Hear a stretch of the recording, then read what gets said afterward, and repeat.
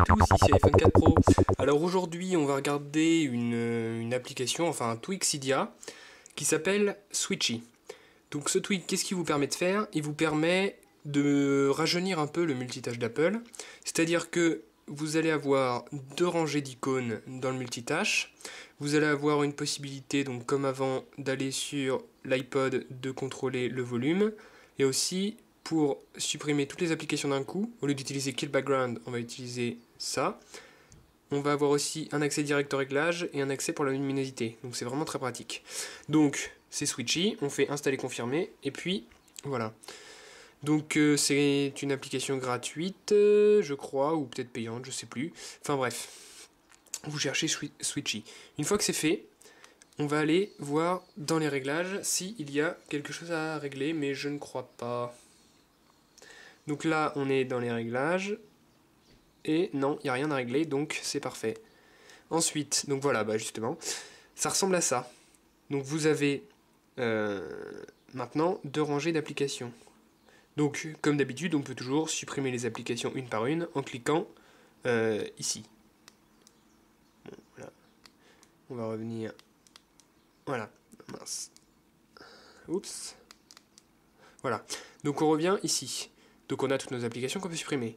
Donc on voit ici en bas qu'il y a deux points. Donc ça c'est parce qu'il y a deux trucs où il y a des applications. Ensuite si on va sur la gauche, on a le truc musique. Donc qu'on voit ici par les deux croches ici. Donc on peut régler le volume du téléphone ici. Donc très pratique. Et on peut aussi accéder directement à l'iPod ou alors bloquer le verrouillage. Donc ça on l'avait déjà sur le multitâche d'Apple je crois. Mais là c'est quand même un peu mieux, c'est plus espacé, c'est plus joli je trouve. Et enfin, un dernier de l'autre côté, encore à gauche, on arrive et là on a encore deux choses, soit les réglages, donc on accède directement aux réglages, je peux vous montrer ça sert à rien, le bouton de luminosité dont je vous parlais tout à l'heure, donc on voit ici, hop, et puis enfin le bouton Clear Apps, donc c'est ce bouton où je vous disais qu'il remplace Kill Background. Kill Background, vous vous souvenez, j'avais fait une vidéo où il y avait en bas à gauche ou en bas à droite, où est-ce qu'on voulait, un petit icône avec une tête de mort où on cliquait dessus et toutes les apps se fermaient. Et bien là, on va utiliser Clear Apps. Donc on voit bien qu'ici il y a deux petits points. Si on clique sur Clear Apps, on voit bien qu'il n'y a plus qu'un seul point et on peut retourner sur ce point. Il n'y a plus aucune application. Donc toutes les applications ont été fermées. Donc ça, je trouve ça vraiment pratique. Voilà, ça remplace bien Kill Background. C'est beaucoup plus esthétique, ça rentre beaucoup mieux dans l'iOS, je trouve, que Kill Background, c'était un truc un peu superposé. Là, c'est vraiment bien rempli.